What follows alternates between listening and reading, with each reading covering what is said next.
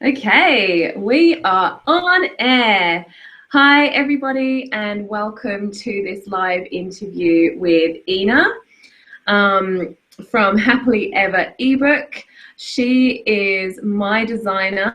My name is Kris Emery. I'm an editor at Kris Emery Editorial, and we're collaborating at the moment for a new venture called Happily Ever Ebook. So what we've decided to do is kind of interview each other because as I'm an editor and she's a designer, we've got very, very different skill sets that play really nicely together, but that completely mystify one another as well at the same time.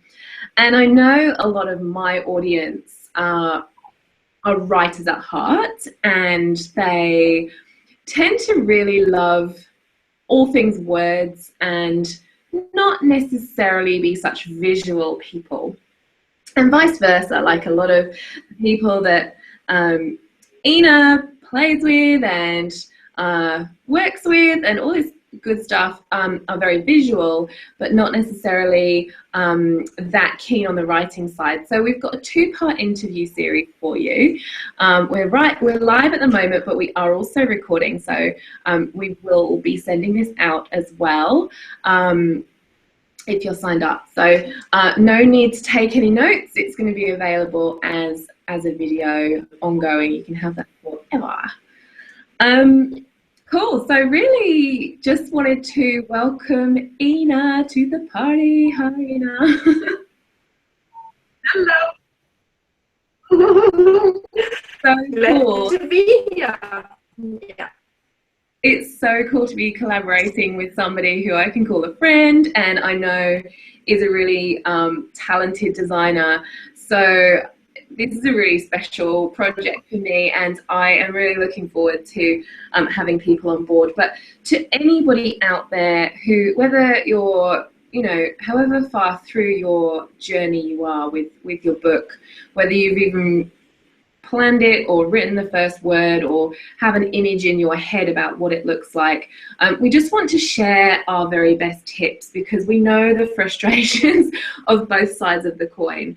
If you're one of the lucky ones who is really great at the words and the visuals, then like awesome, you're miles ahead of some of us who are really stronger in one than the other. But we just want to share some good information and help you to make the journey a lot easier, because a book is going to be one of the most rewarding and massive projects you ever do. It's a challenge and a really great rewarding one, but it's definitely a journey. So if we can make that easier for you, we sure are going to try. So maybe we should just start with going over a little bit. Definitely, because I think there's a tiny little time delay, so I apologize if I'm talking over Ina and vice versa. I was just going to say, Ina, if maybe you wanted to introduce a little bit about your background. So thank you. Yes, I am a designer through and through. I have been drawing and painting since I'm little and have never stopped. It's really been something that I've always had an interest in, and I've never really considered doing anything else, even though I'm really passionate about science and all of other things, but I never really wanted to do anything else with my skills. So for me, it's been visuals through and through, and it informs my life. I live that way. Like when I walk on the street, I'll see, in the cobble streets and that sort of thing. So for me, it's really something that can be integrated into your whole life and can make your life more beautiful. And if it's your work that you create, then it should be presented in the best way it can ever be. That's my goal for everybody. And I always see it as a collaboration where people want to bring out their message and I want to help them do it the best way I can with their support, and I want to make it a collaboration that works where people can feel that they're supported, not so far. Yeah. You know, where somebody says, yeah, you have no idea about images, I will do this for you.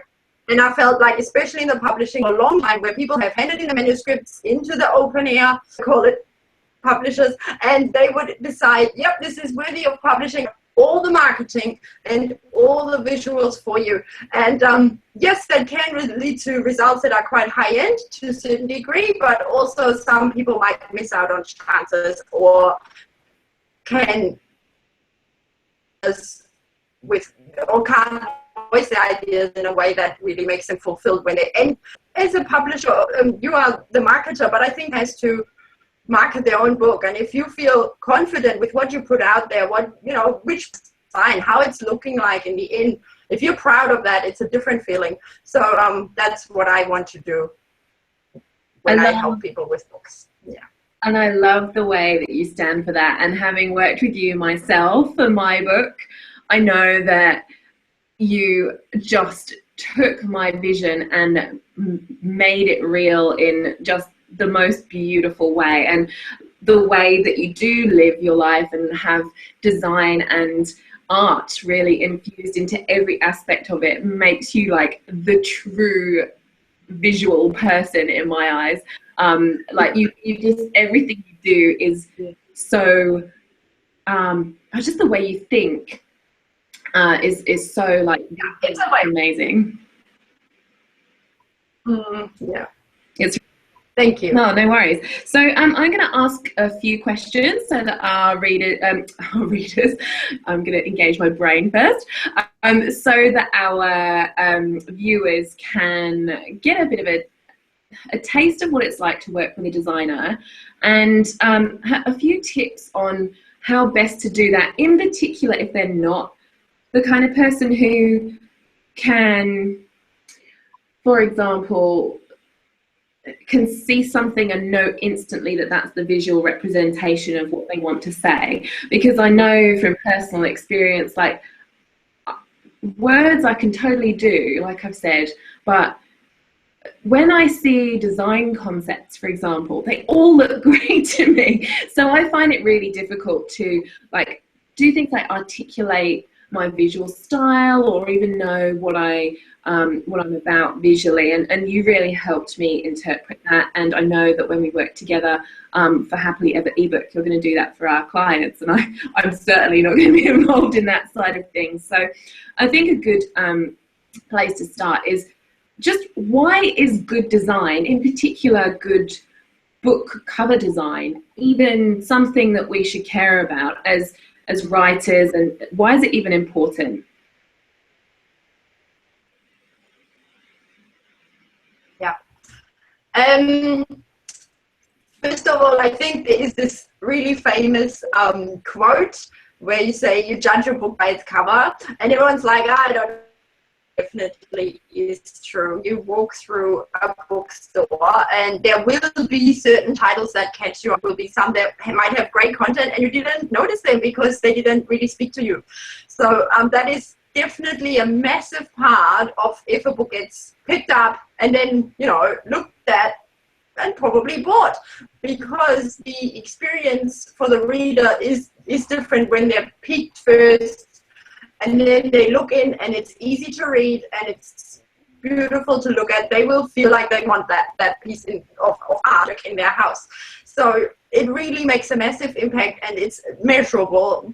Books with better imagery or visuals or great covers on the front have better sales. So even if you make an ebook, bookstore, or maybe only later on, it will still make a massive impact because you will present it in some sort of way online and it will still be a cover. You will have some sort of image representing you. That is definitely a puller for people will think, yes, I want to have a look into this.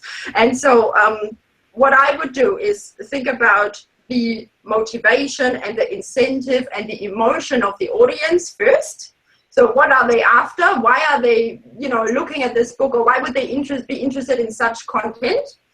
And what is their pain points? Why do they need to read a book like this? And if that is represented in some way on the cover, it will speak to them automatically, because they will be like, oh, this is me. Okay, I've got this all the time, but I'm sure that too. So there is certain things where you're like, oh my God, this is something that I've been looking for a while. Even if it's a cookbook and you're a lover of soups, and if beautiful soup picture on the front cover happen on their book, then you will walk towards it, because you're like, oh my God, I want this. So it really is something that will catch the excitement of the reader or audience, and that is the first step to getting people in. It's like an open door, and if your door is pretty closed, I'm not sure if my book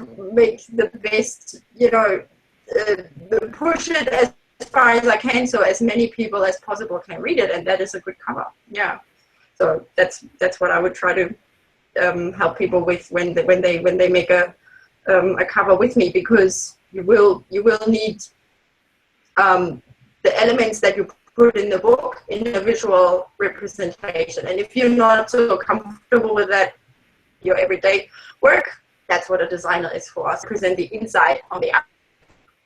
Yeah, I love that. And it's such a noisy marketplace in the book world that if somebody knows exactly what they want, then fair enough. If they know the title, they've come to it because they know that it has the great content, and you've got a reputation maybe already, and they've read a previous book, that's one thing. But your own existing audience is really limiting you, and you need to have that visual representation on the shelf as well for people who are more like browsing. And I loved that you had, I didn't know that it was a firm statistic that the better the cover, but good cover design is correlated with even improved sales. So that's really cool, really good to know. And I'm pretty pleased that I invested now in making my book look so beautiful on the outside, because it really felt like a lot of people commented on the artwork that I had for the book that I produced last year, and I felt really confident putting it out there as well. So I think there's probably an aspect from the author's point of view that you're really proud to put something out there rather than it just being like a crappy thing that you got done for a $5. But what I wanted to know, yes, what I wanted to go on. Sorry, carry on. Oh, sorry, yeah. Yeah, because what you said is that the marketplace is so noisy, you have to be able to grab attention fast.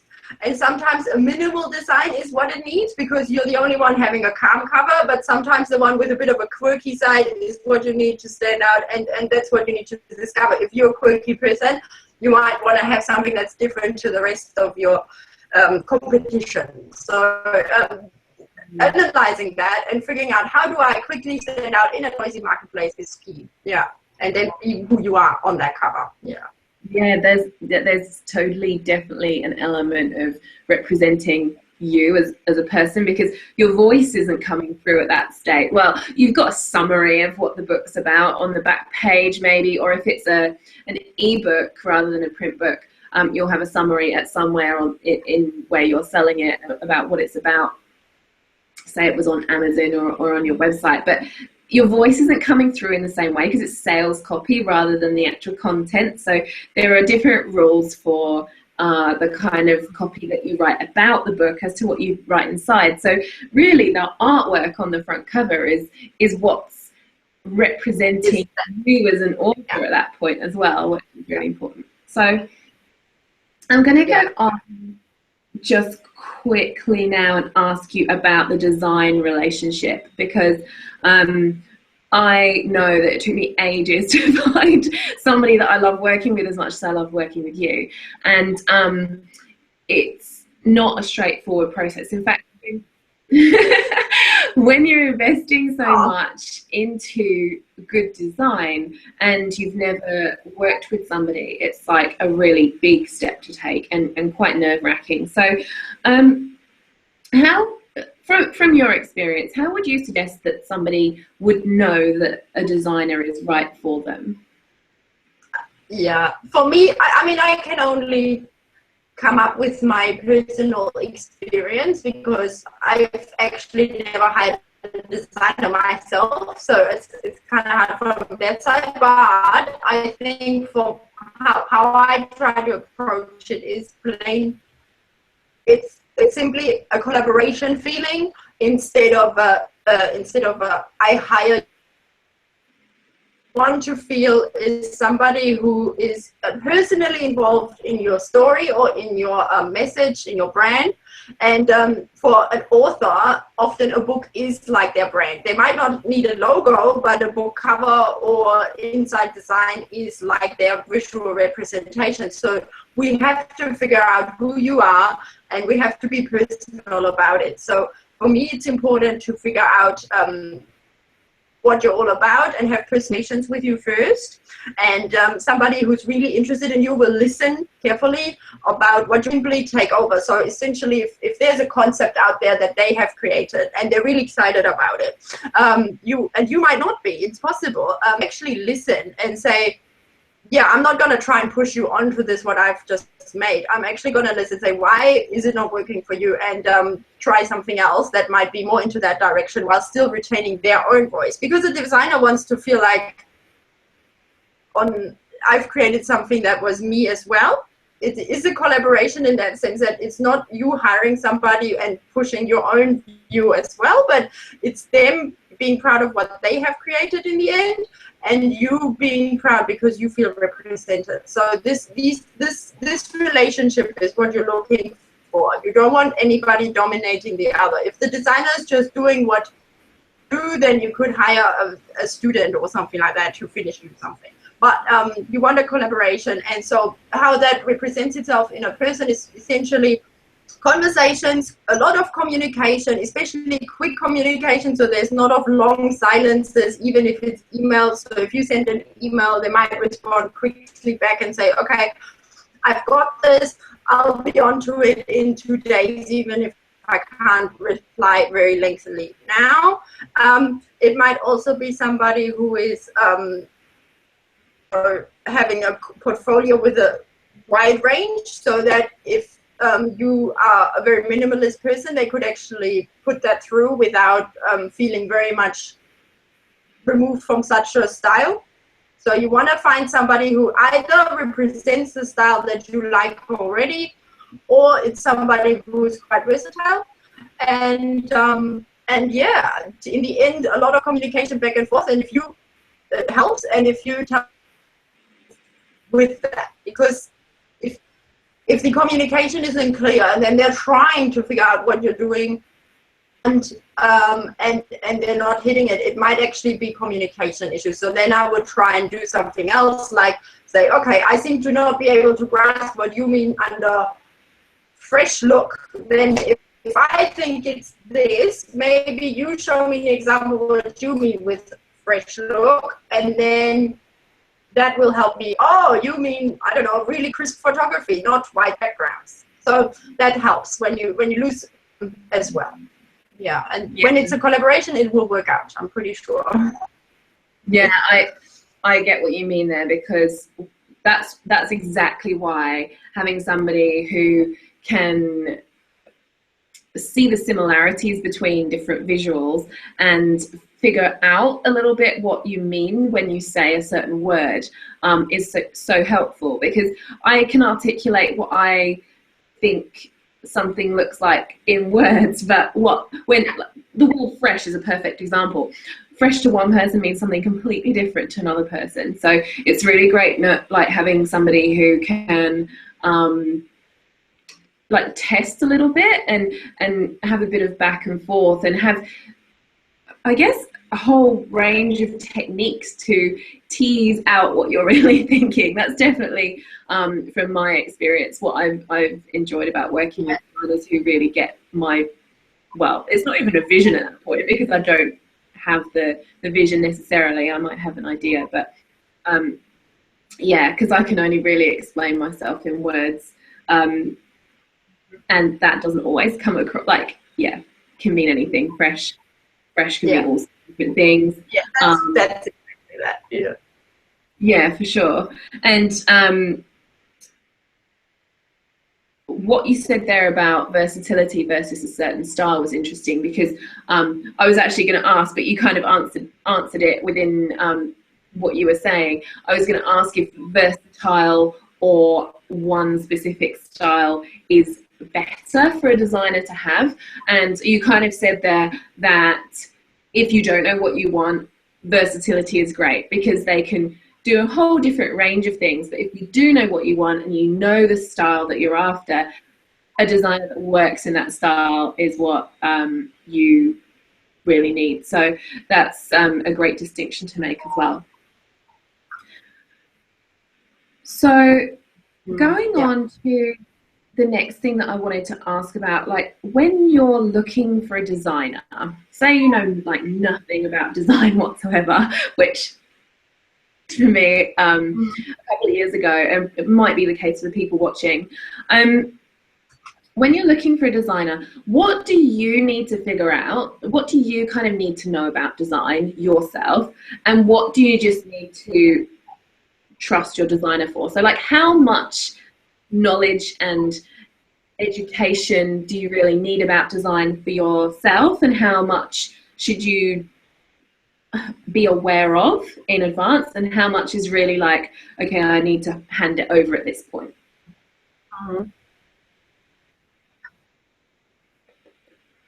People who have a little bit of a, you know, a talent for design, and they can push it to a certain degree.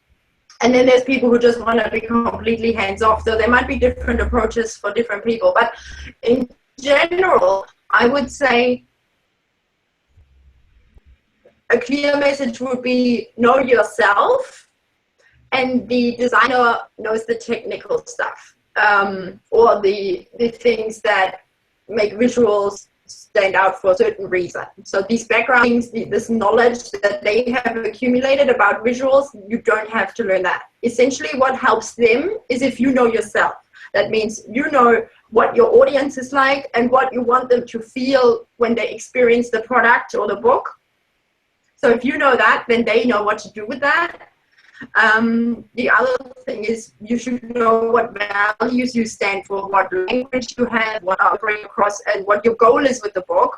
And if they can put all these, it's essentially like putting a brief together for them, so that you can say, yes, this is me, this is my audience, my market and my product's market, this is the situation right now, everybody's doing this and I want to do this, and how does it fit in the world? So if you do all this background research beforehand, they will be really happy with you. So that's something that they might have to do themselves if you don't do it, and it might be a higher feeling if you let them do it. They can, but maybe it's actually better if you do it yourself, because you know your market, you know your product, you should be able to help them with that. So that's definitely something on authors or developers. Helpful is if you know a little bit about design industry, essentially how they operate, what is common, what you can ask for without having any trouble, and what might be making problems for them. So if you get yourself informed a little bit about that, they will be also really happy. It's of course not necessary, but it really helps people when they feel like, oh yeah, you understand that after 3 rounds that are included in this sort of package, we will charge you after the 5th round separately. So that sort of stuff helps if you know it, but you don't have to. What you should really know is about print issues. You should not need to know about formats. You should not need to know about how the user experience is improved. This is all things that you should be able to hand over. So there's a point when they would be like, I chose this font because it's better readable. And it might be better for your audience, which is older.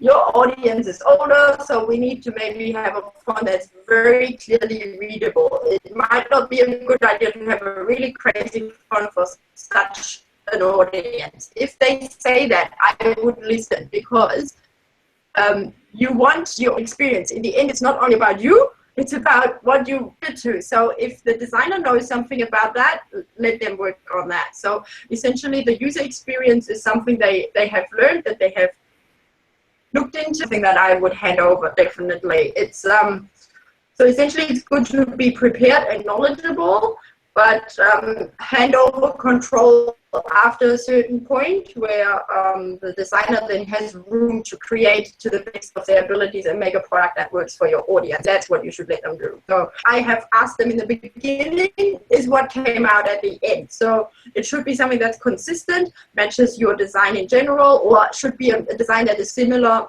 and matches, that the visuals that have been used look professional, that you have the right amount of contrast, or highlighted areas are some areas that you want to be highlighted, things like that, so that they have promoted or pushed the right things in the page. So if the imagery is important, that the images have lots of room, or if the quote on that page was really important, you want to have lots of space for that quote. So these sort of things, if that was important, check that actually came across. And that's what I would look at in the end, during the process. If it wasn't, that's when you can put yourself, because oh, my audience needs to know that it didn't come across enough, please adjust that. Yeah.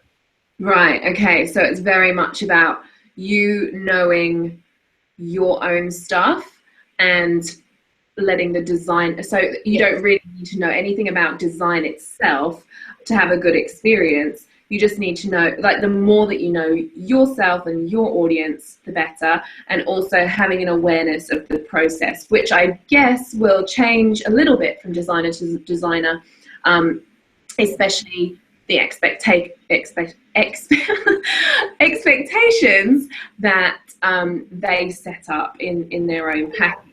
So yeah, I guess it really, that makes a lot of sense to me, because I don't think, I mean, I learned a lot about design through working with a designer, but I didn't need to always ask why something was done a certain way, and so on and so forth. Going on from that, I'd really like to ask about a little bit about how someone who's not design orientated can articulate their ideas or their visual style, like ideas if they actually have them, or visual style as a whole. So what's the best way of doing that? Especially, like, I only really know how to articulate my design style in words, and as we said earlier, those are open to interpretation wildly and don't always help in informing what the visual style really is. They only go so far. So how do you get people to articulate what they need to get across about their visual likes and dislikes? So I have a few ideas about it, but essentially it comes down to you, how much you want to experiment in an area where you haven't really done so before. Essentially, if you're comfortable with the words, I would start there, because it should be something that is fun. It's actually really, really fun. Personally, I think so, of course, but I think even if you're a little bit afraid of that, it can become really fun. It's almost journals, but you might want to, start doing it visually too, which you can do really well. Journaling visually. So essentially, I would start with words if you're comfortable with words. So brainstorming what you want to say, what you're all about, what word comes to your mind when you think of your product or your book, and move out from there. So almost like a association cloud. So if you think of one word, how many other 10 words can you think of that relate to this, that also get you excited? So that sort of stuff, and then you could start finding images that actually relate to these words. But in general, you could also try closer. A lot of times I realize people who are not visual, they just accept things for what they are.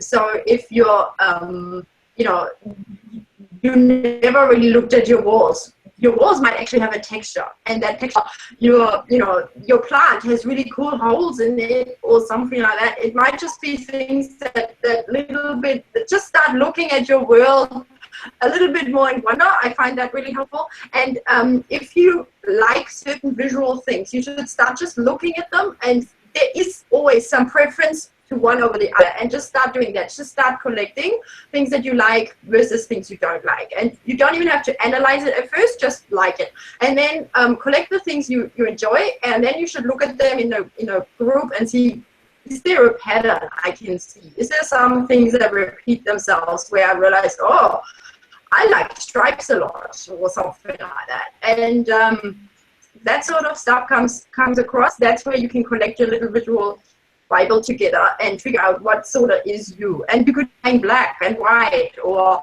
why do you like bold prints? You know, even things like that can introduce certain things. Some are informed because of our situation, but some are actually just purely by joy. So I would really start looking at the things you already do, and analyze them a little bit, and then you figure out who you are already a little bit from that. So essentially, you want to figure out the tone of who you are in the inside, and then that can get you on a discovery journey. Specific things like you actually think about your book or something related to it. Let's say you're writing about, I don't know, hot air balloons, and you might like the older style better than the newer style, I don't know, then you will realize, okay, I tend towards an antique look. Maybe I like a book with an antique cover on it, something like that. So that will get you going, and then your designer can help you forwards. They're like, okay,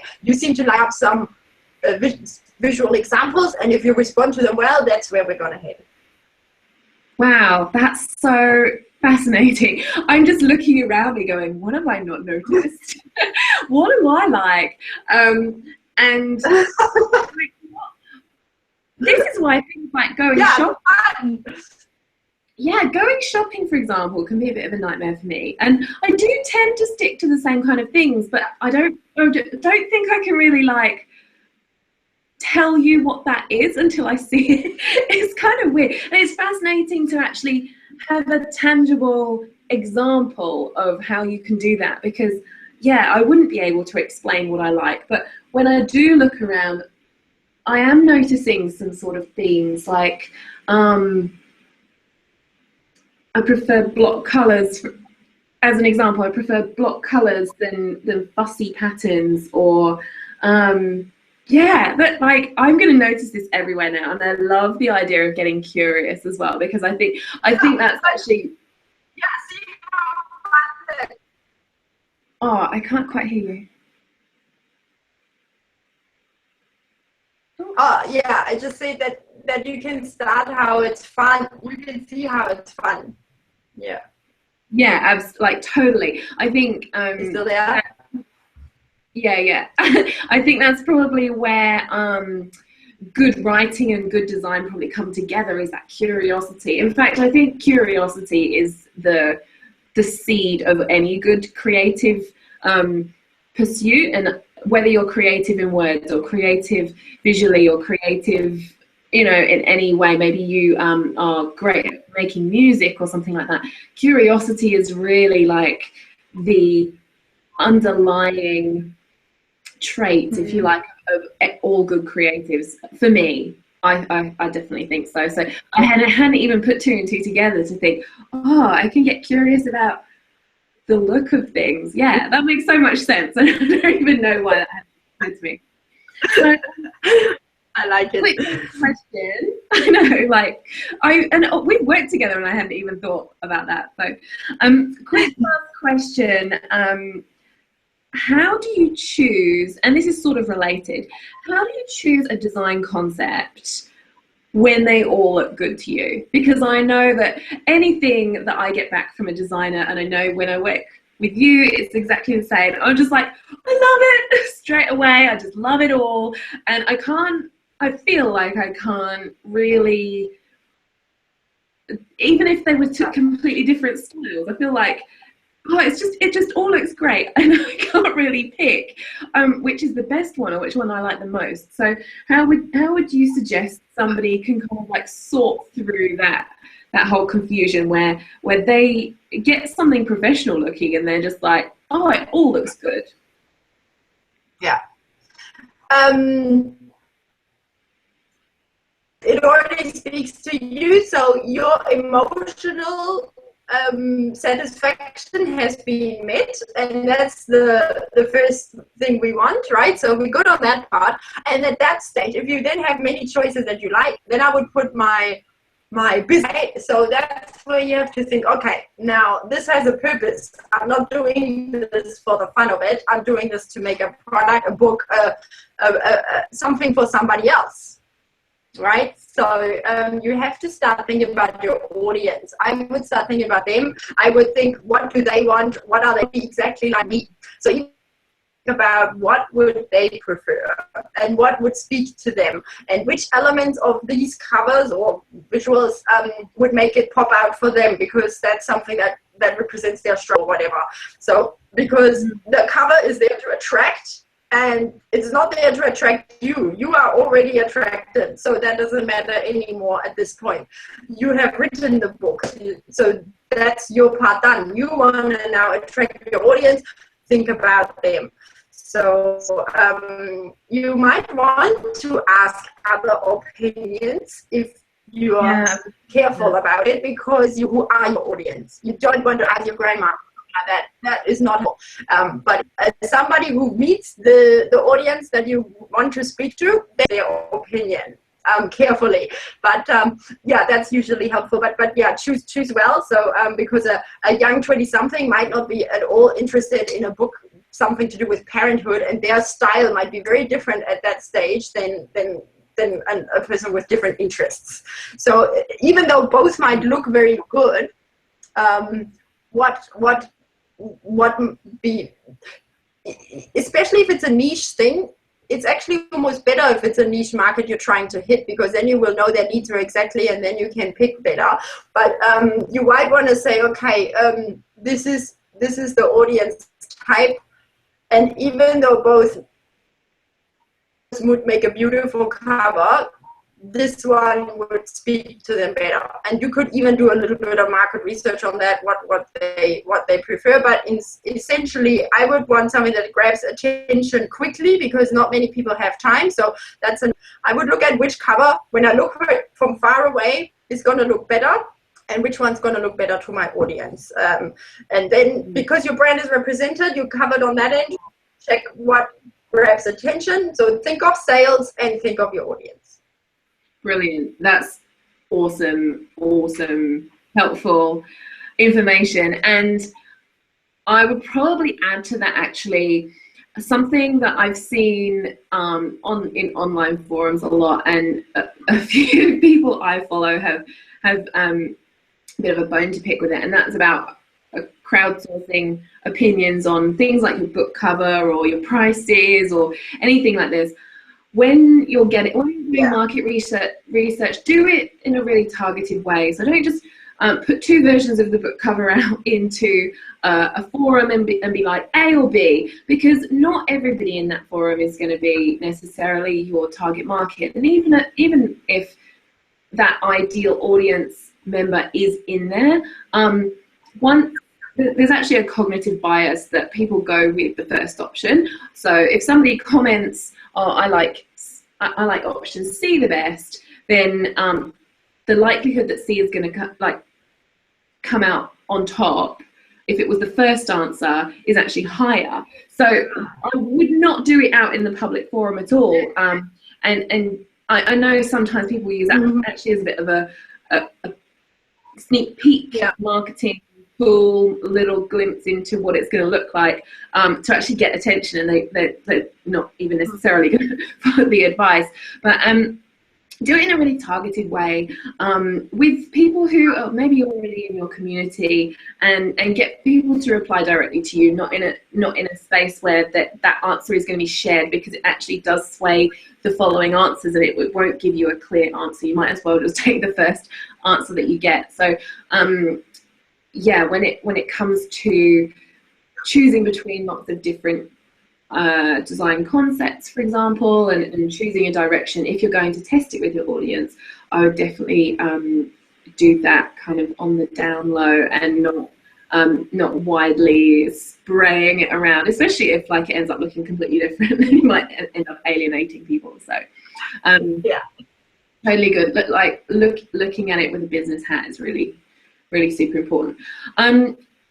This is pretty much everything that I have to ask, and we're getting on towards, I think we've been going about 40 minutes now, so I'd like to wrap up.